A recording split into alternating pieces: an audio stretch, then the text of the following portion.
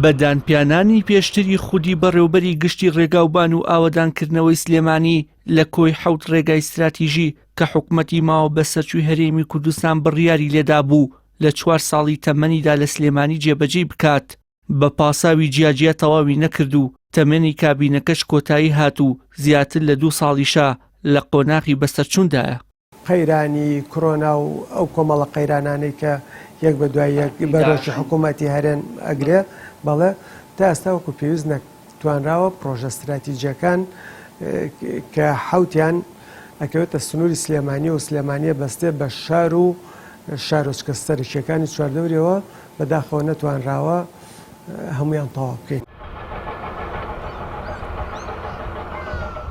بەڵام بە قودرەتی قادر چەند ڕۆژێکە ڕێگایەک و پرۆژەیەکی تەواو نەکراو لەم شاری سلێمانیە و تەنانەت هەرێمی کوردستان بەدی ناکەیت کاری تێدا ڕاگیرابێت و بەدەیان ئامێر و بلدۆزەر و دەقاق و چەندین کەرەستەی دیکەی بۆ ڕەوانە کراوە. میدیا سێبەر و فەرمیەکانیش وەک هەنگوینیان لە داردا دۆزی بێتەوە بابەتەکە وەک دەستکەوت بە خەڵک دەفرۆشنەوە. سەرەتا سەرنجتان بۆ ڕێگای 4 قوڕنە دوکان ڕادەکێشم کە لە ساڵی 2009ەوە هەنگاوەکانی دروستکردنی دەستی پێکردووە و بڕیار بوو بە 3 قۆناغ و لە چەند ساڵێکدا تەواو بکرێت. بەڵام تازە وەزیری ئاوەدانکردنەوە باس لە ڕادەستکردنی ڕێگاکە دەکات بە کۆمپانیایەکی دیکە بە ناوی گەردین گروپ. سەرانی دەسەڵاتیش وەک ئەوەی خەڵک نەزانێت ئەم پەلەپەیان بۆ چییە ڕەتی دەکەنەوە هەوڵەکانیان بەهۆی نزیکبوونەوەی هەڵبژاردننی ئەنجومەنی نوێنەرانی عێراقەوە بێت. ڕێگای 4 قوڕنە دوکان قۆناغی دووەمی لە پردی هیزۆپەوە بۆ ناحەی خەلەکان دەست پێ دەکات و مەوداکەی 25 کیلۆمەترە. بڕی پارەی تەنخانکرا و 54 ملیار دینارە و تەنیا لە 145 کارەکانی تەواو بووە. بۆ تەواوکردنی بەشەکەی دیکەش پێویستی بە 29 ملیار دینارە.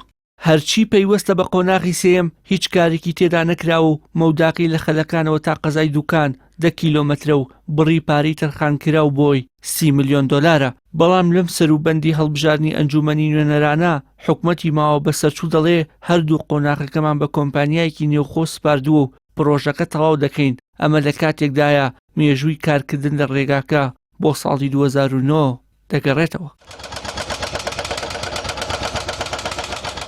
تەنیا کردی ڕێگاوبان نییە حکوومەتی ماوە بە سەرچوو ئامێرەکانی بۆ ڕەوانە کردبێت بەڵکو تەواوی سێکتەرەکانی دیکەشی گرتوتەوە. یەکێک لەوانە بەنداوی چەقچەق 1 و چەقچەقی 2 کە لە ساڵی 2005 و 2015 حکوومەت بە نیوە ناچڵ جێهێشتون لە نزیکبوونەوەی هەڵبژاردن. خودی جێگری سەرۆکی حکوومەتی ماوە بە سەرچوو ئەو دوو بەنداوەشی بەسەر کردە و ڕایگەیاند پێویستە تا ساڵی 2027 پرۆژەی بەنداوی چەقچەق 2 تەواو بکرێت. وتەکەی جێگری سەرۆکی حکوومەت لە کاتێکدایە بەنداوی چەقچەق 2 لە ساڵی 2016ەوە جێهێڕاوە و کاری تێدا نەکراوە. داوا بۆی کێشەی دارایەوە لە ساڵی 2015 کۆتایی ساڵی 2015 کارکردن تیا وەستا وردەوردە.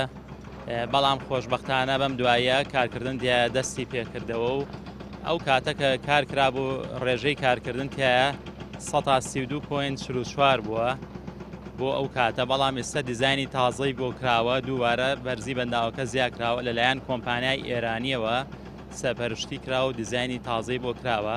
هەروەها کۆمپانیای جۆن ڤێنجەر سەپەرشتی کارەکە ئاکات. ئەمە سەرڕای دەستکردنەوە بەکارکردن لە بەنداوی چەقچەقیەک کە لە ساڵی 2006ەوە بۆ ڕوبەڕووبوونەوەی لافاو دروستکرا. بەڵام بەرگەی یەک لافاوی نەگرت و ڕووخا تا ئێستاش حکوومەت چاکی نەکردوێتەوە و تەنیا کاتی هەڵبژاردنەکان بیری دەکەوێتەوە. وشێر محەممەد کەناڵی ئاسمانی پەیام سلێمانی